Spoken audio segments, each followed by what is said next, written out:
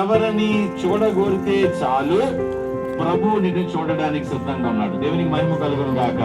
కాబట్టి రాయబడిన మాటలు ఏంటంటే, అంత జన సమూహంలో యేసు ఎవరో అని చూడాలని ఆయనకు ప్రశ్న వచ్చింది. కానీ జన సమూహం ఎక్కువగా ఉండటం వల్ల ఆయన చూడలేకపోయాడు. అందుచేతనంట చిన్న మేడి చెట్టు ఎక్కాడట. కానీ బైబిల్ గ్రంథంలో ఏం రాయబడిందంటే, అందరూ యేసును చూస్తూ ఉంటే యేసు మాత్రం ఎవరిని చూశాడట? జక్కయ్యని చూశాడట. అంటే ఏ జీవితాలైతే ప్రభు కొరకు తమ జీవితాలు మార్చుకుందామని, ఎవరైతే మారుమనసు పొందుదామని సంసిద్ధంగా ఉన్నారో, ఎవరైతే తమ పాప జీవితాన్ని వదిలివేద్దామని సంసిద్ధంగా ఉండి నీవు ఒక స్టెప్ వేస్తే నా ప్రభు 99 స్టెప్స్ వేయడానికి సిద్ధంగా ఉన్నాడు. దేవునికి మహిమ కలుగును గాక. అందుచేతనే ప్రభు అనాది కాలంలో ఈ ప్రాంతాలకు వచ్చి, ఈ ప్రాంతంలో సేవకులను సిద్ధపరిచి, ఈ ప్రాంతంలో మందిరాలను సిద్ధపరిచి అనేక మందికి రక్షణ కలిగించాడు. జక్కయ్యతో దేవుడు మాట్లాడుతున్నటువంటి మాటలు ఏంటంటే, ఇక మీదట నీవు కూడా అబ్రహాము కుమారుడివి, ఇదిగో నీ ఇంటికి రక్షణ వచ్చినది. ఈ మాటలు విని ఇచ్చినటువంటి జీవితాల్లో ఎవరైతే యేసుని చూడాలని నువ్వు అనుకుంటే, ఈ రోజే నీ హృదయంలో నా దేవుడు రక్షణ కలుగుజేయను గాక, గొప్ప సమాధానము కలుగుజేయను గాక. Your heart will be changed. నీ మనస్సు మారిపోతుంది. నువ్వు మనస్సు మారి రూపాంతరం పొందుతావు. జక్కయ్య అంటున్నాడు, ప్రభు ఏం అడగలేదు ఏం చేయాలని. జక్కయ్య అంటున్నాడు, యేసయ్య నేను నా యొక్క ఆస్తిని అమ్మి పేదలకు ఇచ్చేస్తాను. ఇదిగో నేను చాలా అడ్డగోలుగా సంపాదించాను, ఈ యొక్క ఆస్తి అంతా కూడా అనేక మందికి పనిచేస్తాను. మీ యొక్క మనసు మార్చే దేవుడు, మీ జీవితాన్ని మార్చే దేవుడు, మీ జీవితాన్ని బాగు చేసేటువంటి దేవుడు, మీ జీవితాలకి రక్షణ, స్వస్థత, విడుదల, సమాధానము నా దేవుడు అనుగ్రహించును గాక. అంగీకరిస్తావా?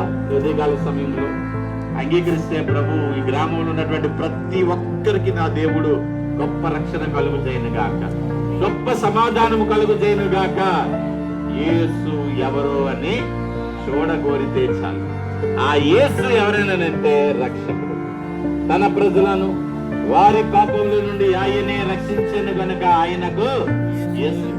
ఎలా రక్షించాడు? చివరి మాటలు ముగింపులో ఎలా రక్షించాడు? ఒక రాజు ఒక సైన్యంతో ప్రజలను రక్షిస్తాడు. ఒక తండ్రి తన బాధ్యతతో బిడ్డలను రక్షిస్తాడు. కానీ రాజులకు రాజు, ప్రభులకు ప్రభువైనటువంటి యేసుక్రీస్తు ప్రజల కొరకు ప్రాణాన్ని అర్పించాడు. దేవునికి మహిమ కలుగును గాక. ఆయన రక్తాన్ని చిందించాడు.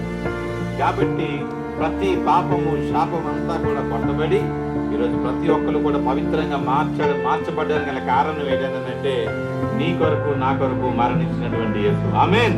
ఆయన మరణించడమే కాదు, 3వ దినాన్ని మృత్యుంజయుడే తిరిగి లేచాడు. హల్లెలూయా. ఎవరైతే మాటలు నమ్ముతున్నారు, ప్రభు నా కొరకు వచ్చాడు, నా కొరకు చనిపోయాడు, నా కొరకు మరణించాడు, పునరుద్ధానుడయ్యాడు, ఆయన పునరుద్ధానుడయ్యాడు కాబట్టి నన్ను కూడా ఒక రోజు అంత్యదినం ముందు లేపుతాడేటువంటి విశ్వాసంతో ఎవరైతే ఉన్నారో వాళ్ళ జీవితాల్లో నా దేవుడు ఇప్పుడే గొప్ప కార్యాలు చేయను గాక. ఇదిగో ఇదిగో నేను చూస్తున్నాను, ఈ ప్రాంతంలో దేవుని యొక్క ఆత్మ సంచరిస్తూ ఉంది. పాపి వలస ఈ గ్రామమంతట్లో నా దేవుడు గొప్ప ఉజ్జీవాన్ని కలుగజేయను గాక. లూథరన్ సంఘం ద్వారా ఈ యొక్క ఉజ్జీవం బయలుదేరి ఉత్తర, దక్షిణ, మరి ఈస్ట్, వెస్ట్ అన్ని డైరెక్షన్ లో ఉజ్జీవము ప్రబలించబడిను గాక.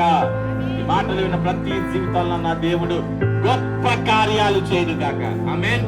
కళ్ళు మూసుకొని చిన్న ప్రార్థన చేద్దాం. క్లుప్త ప్రార్థన చిన్న ప్రార్థన.